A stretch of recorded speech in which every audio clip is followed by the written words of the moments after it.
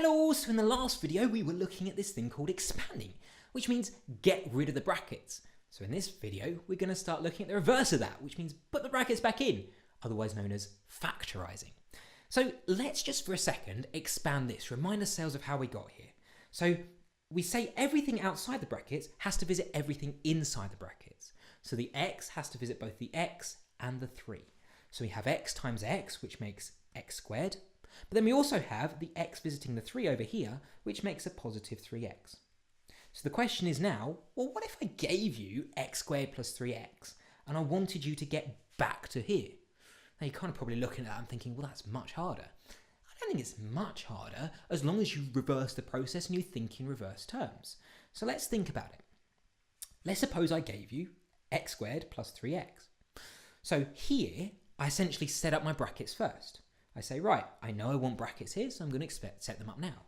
I'm also going to keep the plus in the middle because I know that I'm going to get a plus 3. Think about when you're expanding it out. So I'm keeping the plus there because it's the same. Then I ask the question. This is called factorising. So I'm looking for factors of both these terms. In other words, numbers or variables that appear in both of these terms. They go into both terms. Let's have a think in terms of numbers first of all.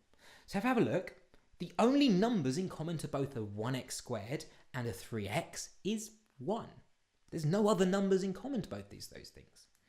Then I look at the variables. I say, well, okay, what's common to both the x squared and the x? It's an x, isn't it? And you say, well, hang on a minute, why isn't it an x squared? It can't be an x squared because if you think, sure, there's an x squared hanging out there, but there's only an x there. Like there's not an x squared in that second term. So therefore, the only thing which is in common to both of those terms is just an x. Does that make sense? And then now I've got the factor. By the way, I would never write 1x, would I? I just write it as x. I just reverse expand it. I pretend I'm expanding this out and it's like I'm looking at the answer. I'm looking where I want to get to.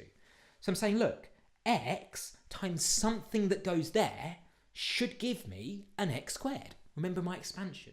X times something goes there has to give me an x squared. The only thing that can go there is an x. You happy? X times x makes x squared. There's nothing else that can go there. Then I do exactly the same thing. I say, right, an x times something that goes in that second position has to give me a 3x. The only thing that can go there is a positive 3, right? So x times x plus 3 makes my x squared plus 3x. So first things first, my kind of steps of how to deal with problems like this is I look for my factors. I write my factors outside the brackets first, and then I just essentially reverse expand it. Let's see it with another example.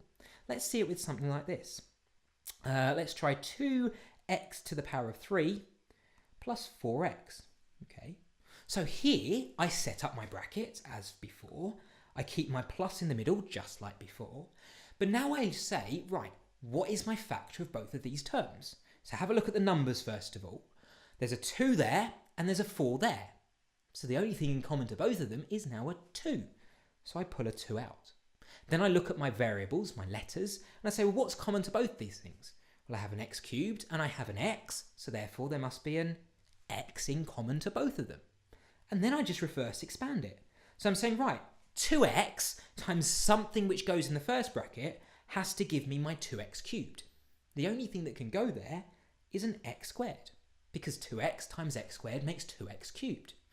Then I think, right, okay, 2x times something that goes in my second position has to make 4x. Well, the only thing can go there is a 2, okay? And that gives me my thing expanded. So my factorised. What about something like this then? Let's try 6x squared y plus 4xy squared. In fact, I'm just going to change that to a minus just to show you it doesn't change here. So here I set up my bracket as before. So bracket, bracket. I keep my minus the same in the middle, just like before. In fact, I might make that slightly smaller. Then I look and I say, right, what is common to both of these terms? So first of all, let's do my numbers. So I have a 6 and a 4. The thing in which is a factor of both is 2. Then I look at my letters. So I have an x squared and an x here. The thing which is in common to both is x. But I also have to check my y's as well here. So I have a y here and a y squared here. The thing which is in common to both is a y. And then I just reverse expand it. So now I've got my factor, I just reverse expand it. So 2xy times something which goes there has to give me 6x squared y. Well, 2 times 3 makes 6. X times x makes x squared. And then I've already got my y, so I don't need to worry about that. So there's a 3x that goes there. Then I try this. So 2xy times something goes in my second position has to give me 4xy squared. Well, 2 times 2 makes 4. Then I have x. Well, there's already an x there. I don't need to worry about that. But then a y times another y will give me my y squared. So check it. 2xy times 2y. That makes 4xy squared. Great. What about something like this then? Let's try negative 3x minus 18y. Okay. Now I'm looking at this and I'm saying, right, I need to set my bracket up first of all. So I'll keep my minus in the middle because there's a minus there. And then I look at my numbers and I say, right, what's common to both of these things? Negative 3, but there's a negative 18 there. Well, if I pull a negative 3 out of both of these things, then that has to change to a positive.